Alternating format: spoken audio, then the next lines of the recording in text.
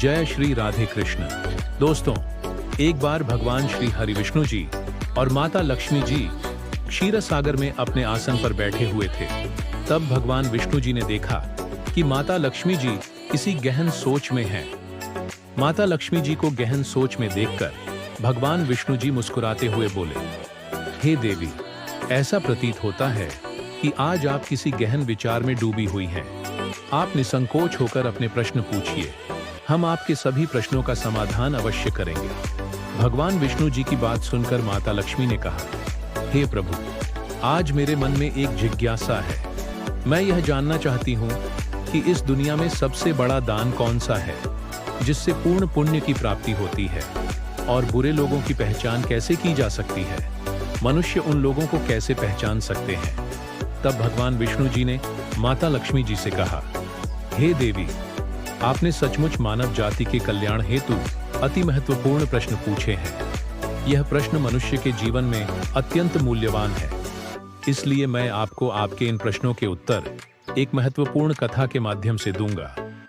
लेकिन आपको इस कथा को शुरू से लेकर अंत तक ध्यानपूर्वक सुनना होगा। तब माता लक्ष्मी जी ने उत्तर दिया, हे प्रभु, मैं आपको वचन देती हूँ कि इस कथा को मैं पूरी श्रद्धा से सुनूंगी और इस कथा का प्रचार समस्त देवलोक में करूंगी।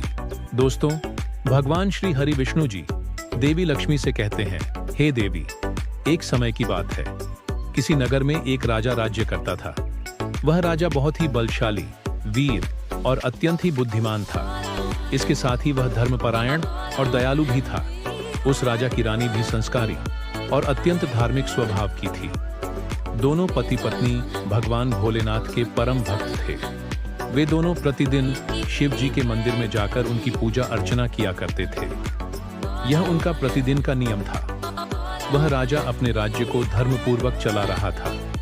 उसके राज्य में कोई भी व्यक्ति दुखी नहीं रहता था, बल्कि सारी प्रजा सुख और वैभव से संपन्न रहती थी। इसलिए पूरे नगर में हर तरफ खुशियां ही खुशियां बिखरी रहती थीं। वहां के जानवर भी एक दूसरे को कोई हानि नहीं पहुंचाते थे। यहाँ तक कि एक ही नदी में शेर और बकरी शांतिपूर्वक पानी पीते थे। ऐसे ही दिन बीत रहे थे। राजा की उम्र ढलती जा रही थी और उनके विवाह को भी कई वर्ष बीत चुके थे। लेकिन उस राजा को कोई संतान नहीं थी। हालांकि राजा इस बात को लेकर अधिक चिंता नहीं करते थे। वह निश्चिंत होकर अपनी प्रजा के सुख दुख का ध्यान रखते और प्रजा भी उसे अत्यधिक प्रेम और सम्मान देती थी। एक दिन की बात है, वह राजा हर रोज की तरह अपनी पत्नी के साथ भगवान शिव